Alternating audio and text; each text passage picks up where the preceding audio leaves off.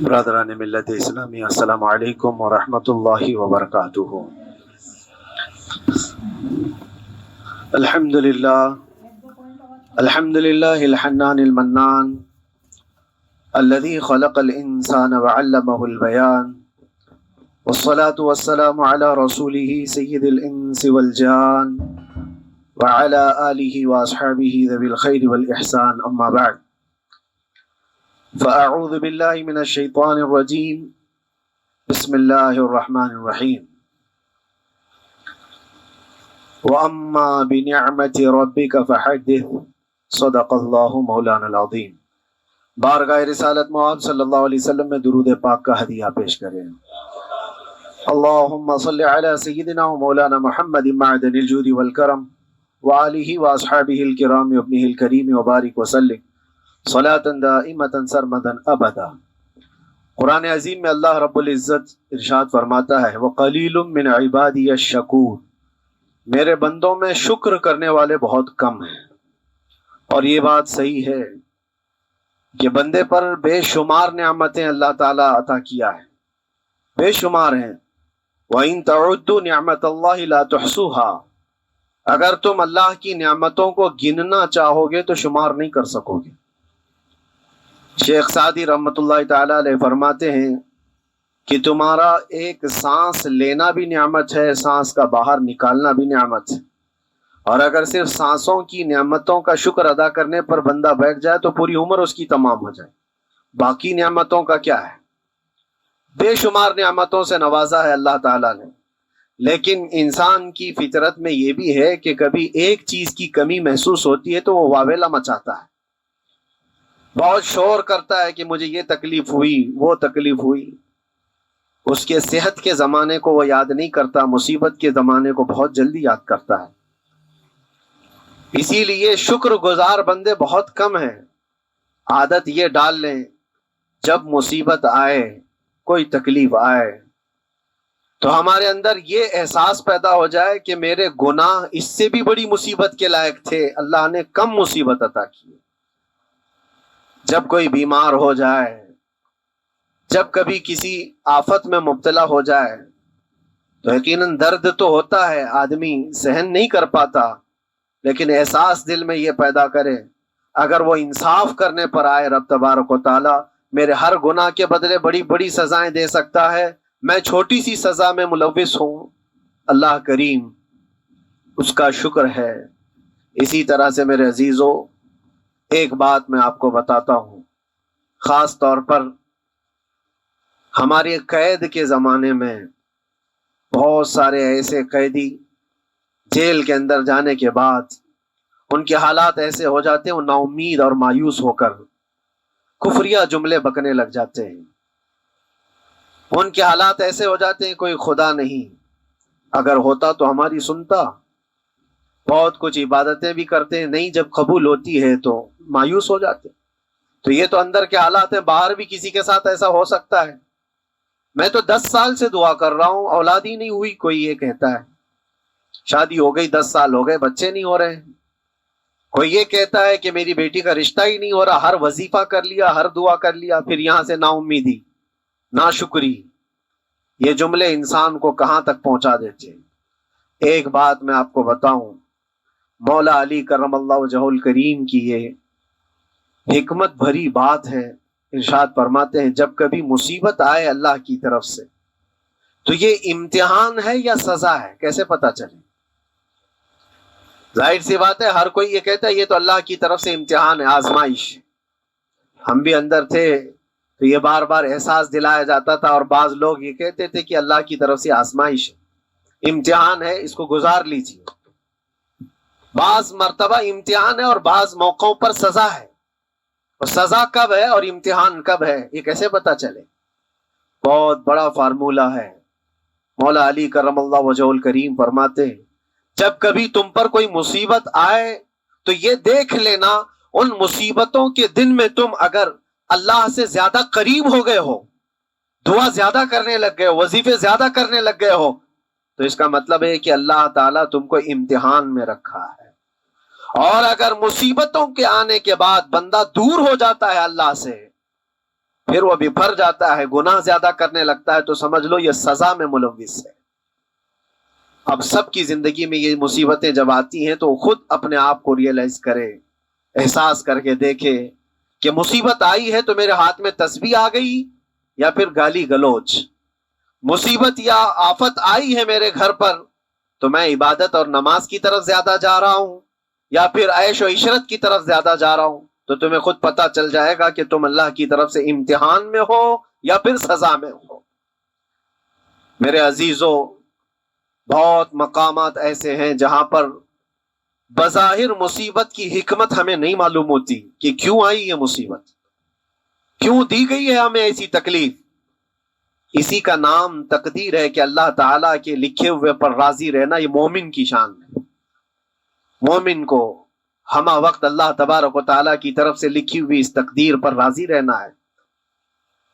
آپ کو میں ایک بات بتا دوں، حضرت ابو جندل ایک صحابی ہیں، مکہ مکرمہ میں ایمان لائے، رسول پاک صلی اللہ تعالی علیہ وسلم جب ابھی مکہ میں تھے، اس وقت غریب صحابہ کو کفار مکہ، مشرکین مکہ کس طرح سے پکڑ کر مارتے تھے، کیسے کیسی سزائیں دیا کرتے تھے۔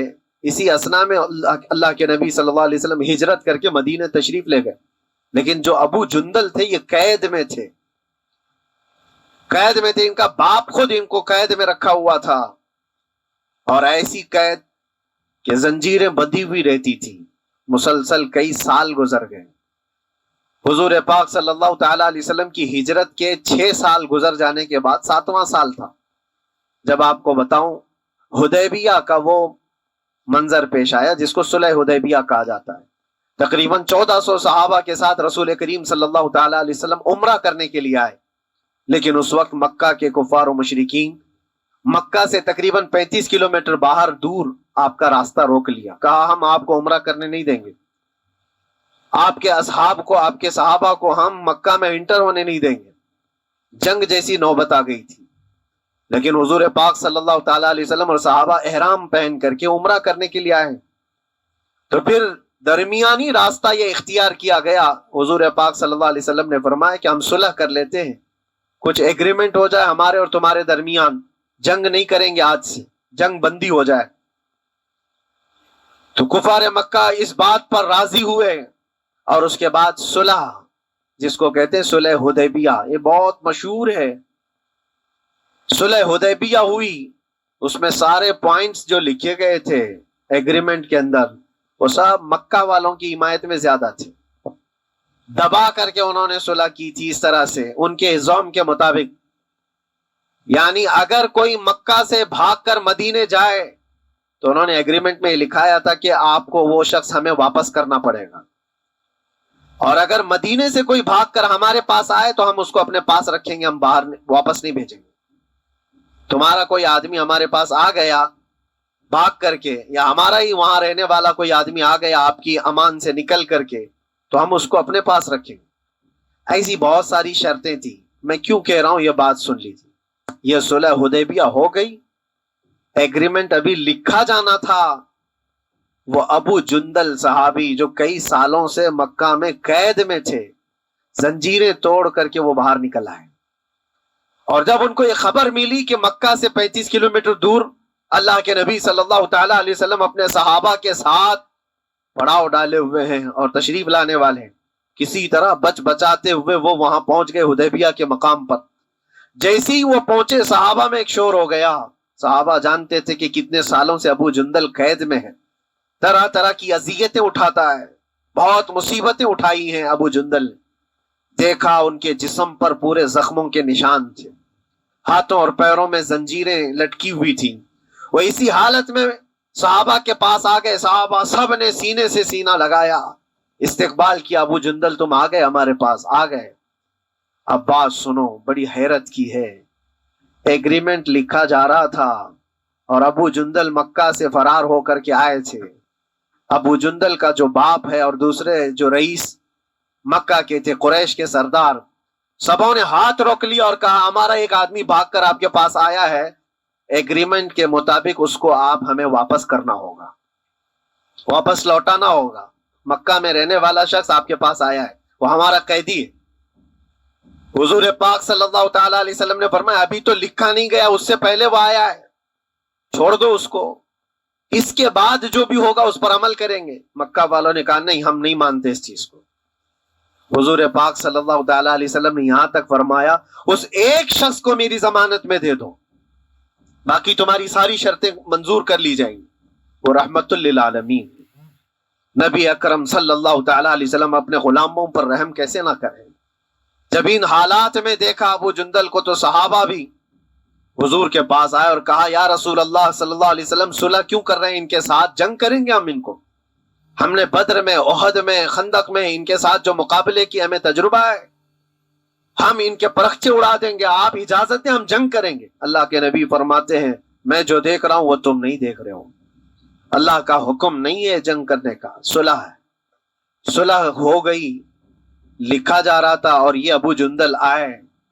اب جب حضور پاک صلی اللہ تعالی علیہ وسلم نے فرمایا ٹھیک ہے، ایگریمنٹ کے مطابق ابو جندل کو مکہ واپس بھیجنا پڑے گا، اتنا فرمایا تھا حضور نے، ابو جندل دھاڑے مار مار کر رونے لگے اور صحابہ کو جا کر کے اپنے زخم دکھانے لگے کہ دیکھو مجھے واپس بھیجا جا رہا ہے، مجھے واپس بھیجا جا رہا ہے۔ تو صحابہ کے اندر بھی جوش تھا، اپنا آدمی جب کوئی اتنا مظلوم ہو، اتنا مار کھایا ہو، اور پھر واپس انہی ظالموں کے سامنے اس کو بھیجا جانا ہو تو کیا کیفیت ہوگی۔ تو وہ ابو جندل سارے صحابہ کے بیچ میں چھپ چھپاتے ہوئے رو رہے تھے۔ اللہ کے نبی صلی اللہ علیہ وسلم تشریف لائے اور فرمایا ابو جندل میں کہہ رہا ہوں واپس چلے جاؤ، واپس جاؤ، مکہ جاؤ۔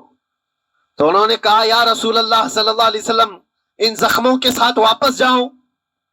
اللہ کے نبی صلی اللہ علیہ وسلم نے فرمایا ہاں ابو جندل، اللہ کی مرضی یہی ہے، اور اللہ کا نبی وہی کہتا ہے جو اللہ کی مرضی ہوتی ہے۔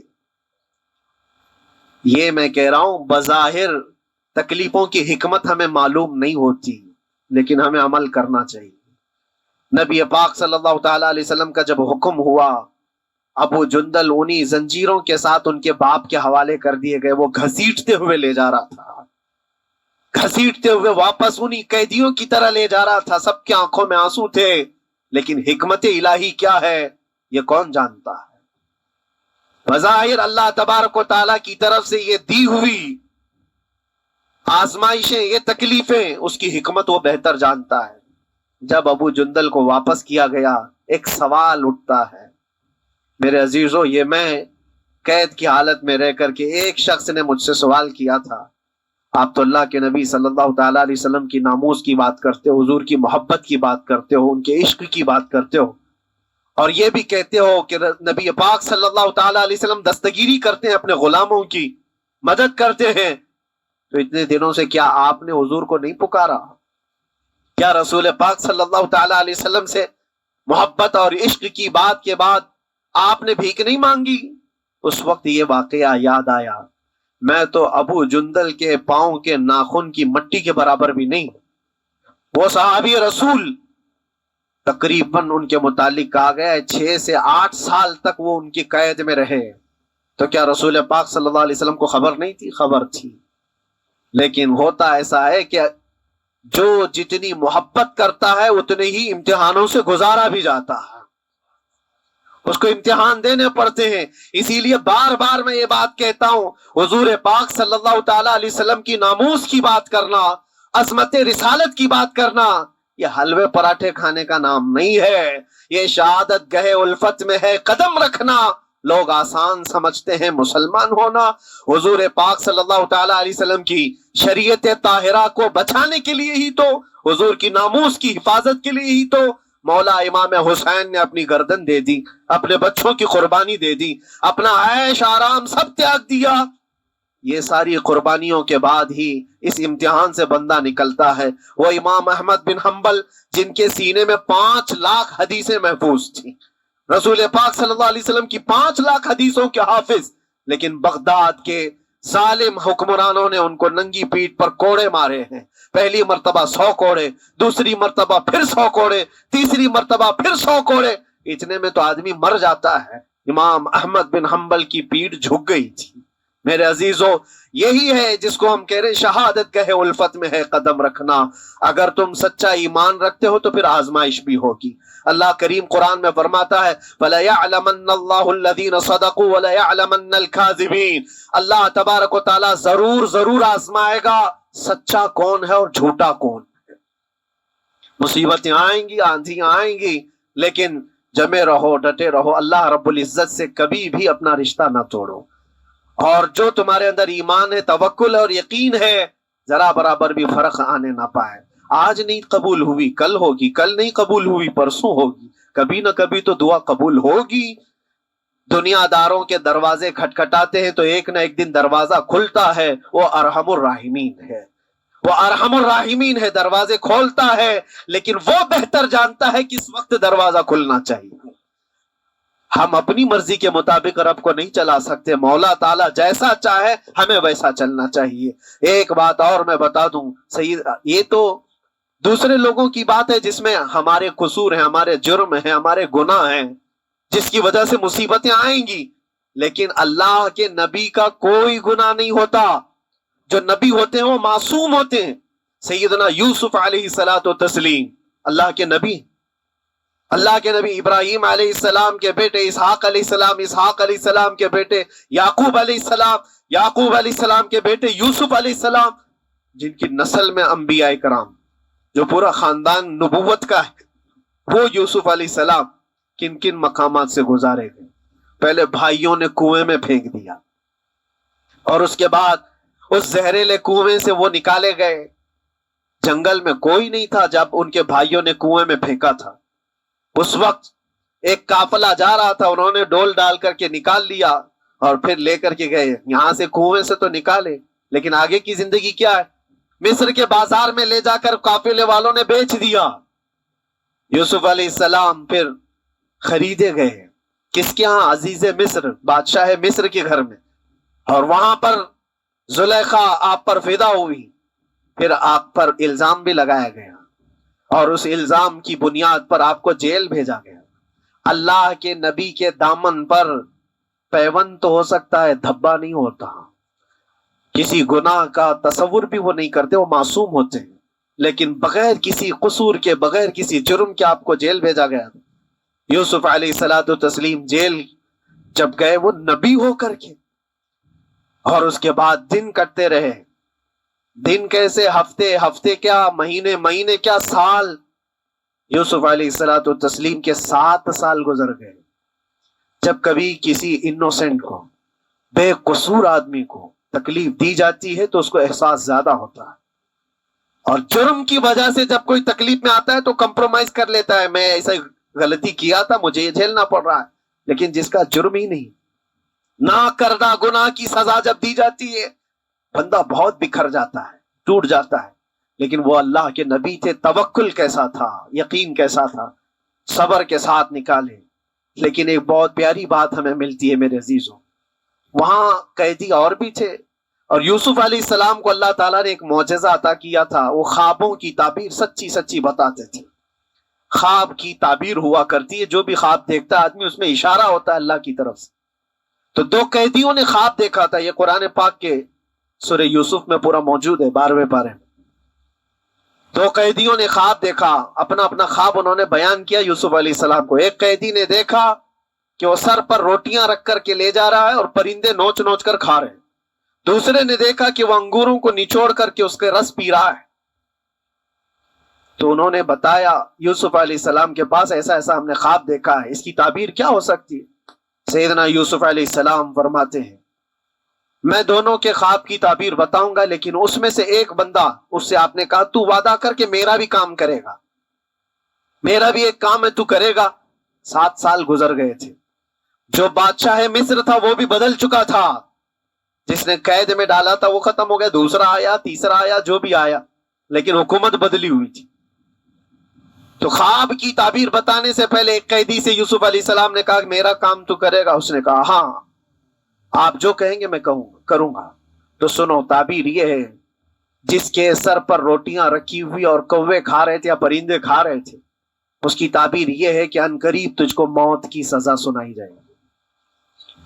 وہ غمگین تھا، دوسرے سے کہا تو انگور کے رس نچوڑ کر پی رہا تھا، تیرے خواب کی تعبیر یہ ہے کہ عنقریب تجھ کو رہا کر دیا جائے گا، تو آزاد ہوگا، اور تجھ سے ہی میرا کام یہ ہے کہ آزاد ہو کر جائے گا تو تو موجودہ وقت کے جو بادشاہ ہے شاید اس کی فوج میں شامل ہو جائے یا اس کے سپاہیوں میں وزیروں میں، تو میری یہ بات اس تک پہنچا دینا، پچھلے 7 سالوں سے بے گناہ بے قصور ایک قیدی اندر ہے، اس کو آزاد کر دیا جائے، اس کو آزاد کر دیا جائے۔ اس نے کہا بالکل، اگر میں چھوٹا تو آپ کا ایک کام ضرور کروں گا۔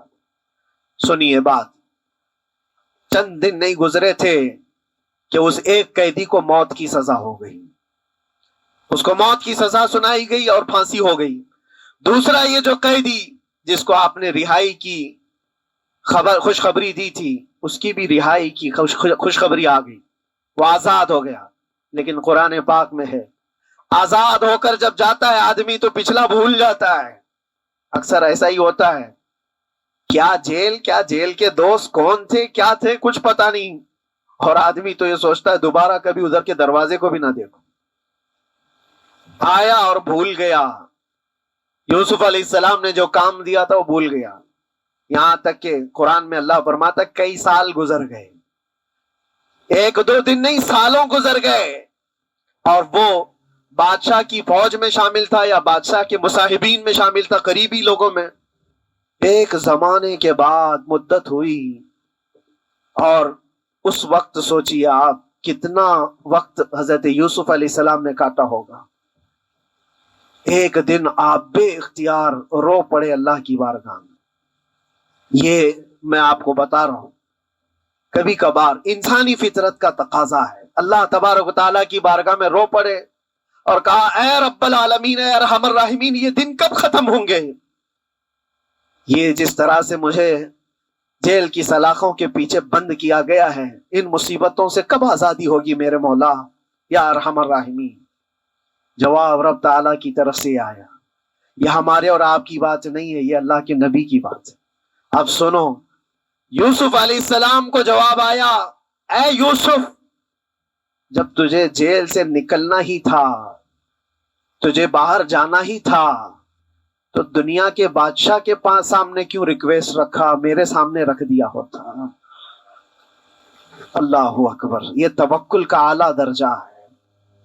اتنی مصیبتوں کے بعد بھی تم نے اس سپاہی کو کیوں اپنا قاصد بنا کر بادشاہ کے سامنے بھیجا کہ میری آزادی ہو جائے؟ یوسف علیہ السلام بہت روئے، سجدے میں گر کر کے مولا مجھے معاف کر دے، اور میرے ہر شے کا تو مالک ہے، اب میں زندگی بھر قید میں رہوں یا آزاد رہوں یہ تیری مرضی پر ہے۔ میرے عزیزو، پھر یوسف علیہ السلام کے ساتھ کیا ہوا؟ بادشاہ نے خود ایک خواب دیکھا اور وہ پریشان تھا، خوابوں کی تعبیر کوئی بتا نہیں رہا تھا۔ تب اس قیدی کو چھوٹے ہوئے کو یاد آئی بات کہ جیل میں ایک آدمی ہے جو سچی سچی تعبیر بتاتا ہے۔ پھر اس نے بادشاہ سے کہا ایک قیدی بہت شریف اور صالح ہے، وہ سچی تعبیر بتائے گا، آپ کہے تو میں اس کو لے آؤں، اور اس نے مجھے یہ کہا بھی تھا کہ اس کو آزاد کرنا ہے، آپ کے پاس ریکویسٹ رکھنی ہے کہ وہ بے قصور قید میں ہے۔ بادشاہ نے معلومات حاصل کی اور اس کے بعد پروانہ دے دیا کہ اس قیدی کو آزاد کیا جائے جس کو بے قصور رکھا گیا، اور میرے خواب کی تعبیر بتائی جائے۔ یوسف علیہ الصلوۃ والتسلیم کو لوگ آئے لینے کے لیے۔ اب یہاں منظر اور ہے میرے عزیزوں، کہا کہ بادشاہ نے خواب دیکھا، اس کی تعبیر بتائے۔ آپ نے تعبیر تو بتا دی کہ کیا ہونے والا ہے اگلے 7 سالوں میں بادشاہ کے ساتھ، یہ ساری تعبیر بتائی، لیکن جب آزاد کرنے کی بات آئی تو آپ نے کہا رہنے دو، اب مجھے قید میں رہنے دو،